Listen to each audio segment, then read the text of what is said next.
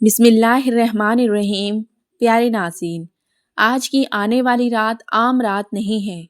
یہ وہ رات ہے جس میں عبادت کرنے والوں کے نام لکھے جاتے ہیں اور غفلت میں سونے والوں کے حصے خاموش رہ جاتے ہیں۔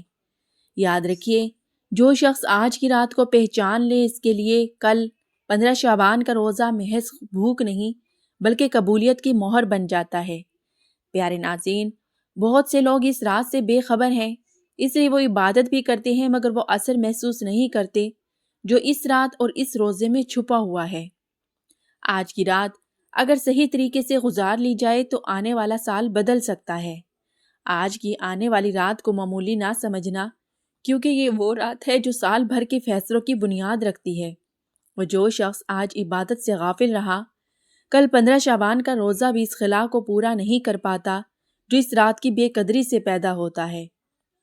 پیارے ناظرین، آج کی رات اگر آنکھوں سے گزر گئی تو شاید بہت کچھ ہاتھ سے نکل جائے، کیونکہ یہی وہ رات ہے جس کی عبادت کل 15 شعبان کے روزے کو وزن اور قبولیت عطا کرتی ہے۔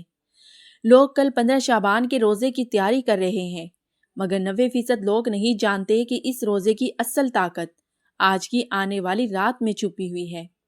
پیارے ناظرین، کیا آپ نے کبھی غور کیا ہے کہ ماہ شعبان کی بعض راتیں عام راتوں جیسی نہیں ہوتی، خاص طور پر وہ رات جس کے بعد 15 شعبان کا دن طلوع ہونے والا ہوتا ہے؟ یہ وہ رات ہے جب خاموش فضا میں فرشتوں کی آمد و رفت تیز ہو جاتی ہے، جب دلوں کے راز لکھے جاتے ہیں اور آنے والے دنوں کے فیصلوں کی جھلکیاں ظاہر کی جاتی ہیں۔ پیارے ناظرین، بہت سے لوگ اس رات کو سو جاتے ہیں اور بہت سے لوگ جاگتے ہیں، عبادت کرتے ہیں، مگر بہت کم لوگ جانتے ہیں کہ جاگنے کا اصل مقصد کیا ہونا چاہیے۔ اس رات کی اصل طاقت کس چیز میں چھپی ہوئی ہے؟ اہل دل کہتے ہیں کہ اس رات محض جاگنا کافی نہیں، بلکہ اس رات ایک خاص کلام الہی کے ساتھ جاگنا تقدیر کو موڑ دیتا ہے۔ یہ وہ کلام ہے جو زبان سے نکلے تو دل پر اترتا ہے اور دل سے نکلے تو عرش تک پہنچتا ہے۔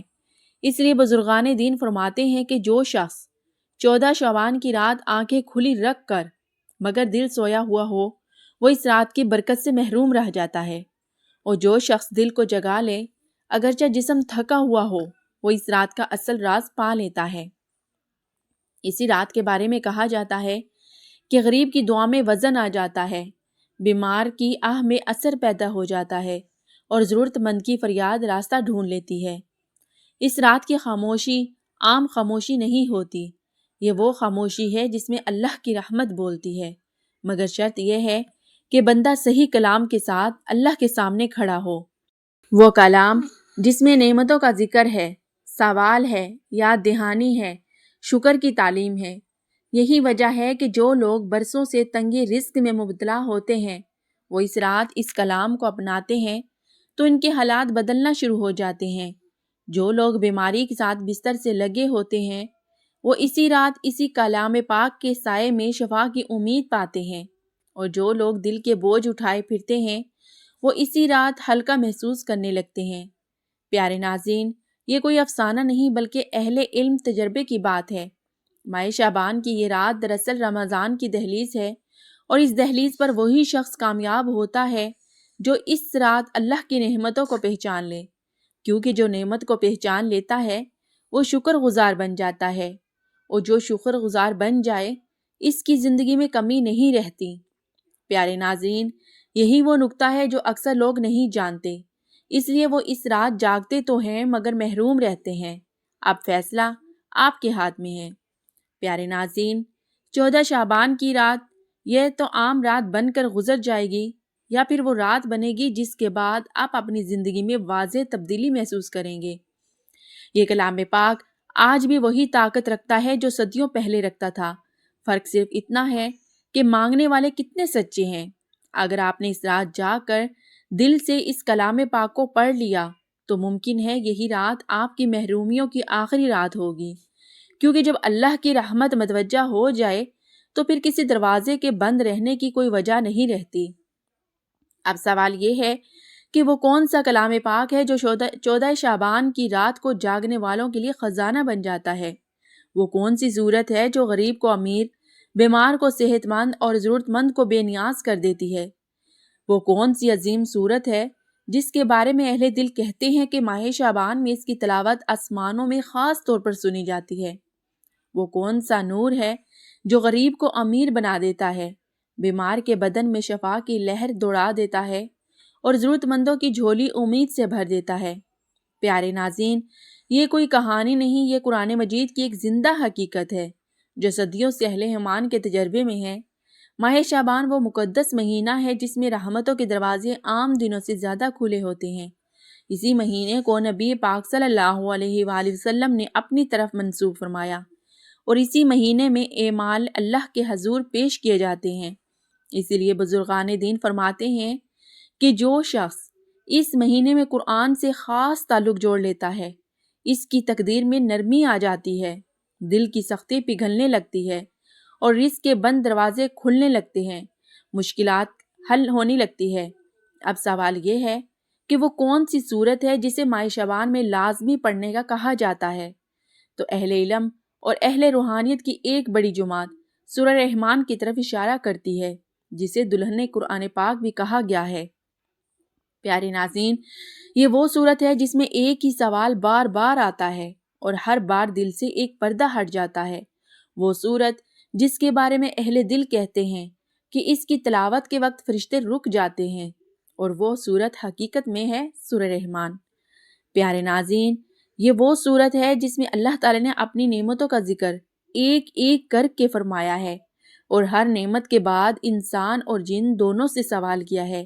فَبِأَيِّ آلَاءِ رَبِّكُمَا تُكَذِّبَانِ، یعنی تم اپنے رب کی کون کون سی نعمت کو جھٹلاؤ گے۔ یہی سوال دل پر ایسا اثر ڈالتا ہے کہ انسان کا باطن جاگ اٹھتا ہے۔ سورہ رحمان کی تلاوت محض الفاظ کی ادائیگی نہیں، بلکہ یہ دل کی آنکھ کھولنے کا ذریعہ ہے۔ ماہ شعبان میں جب یہ سورت پڑھی جاتی ہے تو رحمت اور مغفرت کی فضا پہلے ہی موجود ہوتی ہے، اس لیے اس کے اثرات کئی گنا بڑھ جاتے ہیں۔ غریب کے لیے یہ سورت اس لیے خاص ہے کہ اس میں اللہ کی عطا کا تذکرہ بار بار آتا ہے۔ رزق کے خزانے اسی کے ہاتھ میں ہیں، زمین و آسمان کا نظام اسی کے حکم سے چلتا ہے۔ جو شخص مسلسل اس سورت کو پڑھتا ہے، اس کے دل سے مایوسی نکل جاتی ہے، اور جب دل سے مایوسی نکلتی ہے تو رزق کے راستے خود بخود بننے لگتے ہیں۔ بیمار کے لیے سورہ رحمان اس لیے شفا ہے کہ اس میں توازن ہے، میزان کا ذکر ہے۔ اللہ نے ہر چیز کو ایک ترتیب سے بنایا ہے۔ جب انسان یہ سورت توجہ سے پڑھتا ہے تو اس کے جسم اور روح کے اندر بگاڑ کی جگہ توازن آنے لگتا ہے، سکون ملنے لگتا ہے۔ یہی توازن شفا کی بنیاد بنتا ہے۔ ناظرین کرام، بہت سے بزرگوں کا کہنا ہے کہ جو مریض ماہ شعبان میں سورہ رحمان روزانہ پڑھ لے اور اللہ سے شفا مانگے، اس کے لیے یا تو مکمل صحت کا راستہ بنتا ہے یا بیماری آسان ہو جاتی ہے۔ ضرورت مند کے لیے سورت کی تاثیر اس لیے ہے کہ اس میں بار بار اللہ کی نعمتوں کا اعتراف سکھایا گیا ہے۔ جب بندہ نعمتوں کا اعتراف کرتا ہے تو نعمتیں اور بھی بڑھتی جاتی ہیں۔ قرآن پاک خود اعلان کرتا ہے، لَإِن شَكَرْتُمْ لَأَزِيدَنَكُمْ۔ سورہ رحمان شکر کی عملی ترتیب ہے۔ یہی وجہ ہے کہ جو لوگ قرض، تنگی، بے سکونی یا گھریلو مسائل میں مبتلا ہوتے ہیں، جب وہ اس صورت کو ماہ شعبان میں اپنا معمول بنا لیتے ہیں تو آہستہ آہستہ ان کی الجھنیں سلجھنے لگتی ہیں۔ اس صورت کا ایک بڑا روحانی فائدہ یہ بھی ہے کہ یہ دل سے خوف نکار کر اللہ پر یقین پیدا کرتی ہے۔ جنت اور جہنم کا ذکر انسان کو حقیقت کا سامنا کرواتا ہے اور دنیا کی عارضی پریشانیاں چھوٹی لگنے لگتی ہے۔ ماہ شعبان چونکہ رمضان کی تیاری کا مہینہ ہے، اس لیے اس میں سورہ رحمان کی تلاوت دل کو نرم کر دیتی ہے، آنکھوں میں آنسو لے آتی ہے اور بندے کو اللہ کے قریب کر دیتی ہے۔ ناظرین کرام، یہی کرب وہ دولت ہے جو غریبی کو امیری میں بدل دیتی ہے، بیماری کو صحت میں بدل دیتی ہے اور تنگی کو کشادگی میں بدل دیتی ہے۔ یاد رکھیے، یہ سب کسی جادو یا منتر کی وجہ سے نہیں ہوتا، بلکہ اللہ کے کلام کی برکت سے ہوتا ہے۔ شرط صرف یہ ہے کہ نیت صاف ہو، دل حاضر ہو اور زبان سچی ہو۔ اگر کوئی شخص ماہ شعبان میں یہ سوچ کر سورہ رحمان پڑھتا ہے کہ میں اللہ کی نعمتوں کو پہچاننا چاہتا ہوں، میں اس کا شکر گزار بندہ بننا چاہتا ہوں، تو اللہ اس کے لیے وہ راستے کھول دیتا ہے جن کا اس نے کبھی تصور ہی بھی نہیں کیا ہوتا۔ یہی وجہ ہے کہ اہل دل کہتے ہیں کہ اس سورت کو ماہ شعبان میں لازمی پڑھیں، کیونکہ یہ مہینہ قبولیت کا ہے، رحمت کا ہے اور واپسی کا ہے۔ جو بندہ اس مہینے میں لوٹ آتا ہے اللہ اسے خالی نہیں لوٹاتا۔ اب آخر میں وہ عمل جو آپ کو پورے یقین اور توجہ سے کرنا ہے۔ پیارے ناظرین، عشاء کے بعد یا آدھی رات کے وقت باوضو قبلہ رخ بیٹھ جائیے، 2 رکعت نماز نفل پڑھیے، نفل کے بعد 3 مرتبہ درود شریف پڑھیے، پھر سورہ رحمان 1 مرتبہ مکمل توجہ اور ٹھہراؤ کے ساتھ پڑھیے۔ ہر فَبِأَيِّ آلَاءِ رَبِّكُمَا تُكَذِّبَانِ پر دل میں اللہ کی کسی نعمت کو یاد کریں، آخر میں اپنے لیے رزق، شفا اور حاجت کی دعا کریں۔ انشاءاللہ اس رات کی برکت آپ خود محسوس کریں گے۔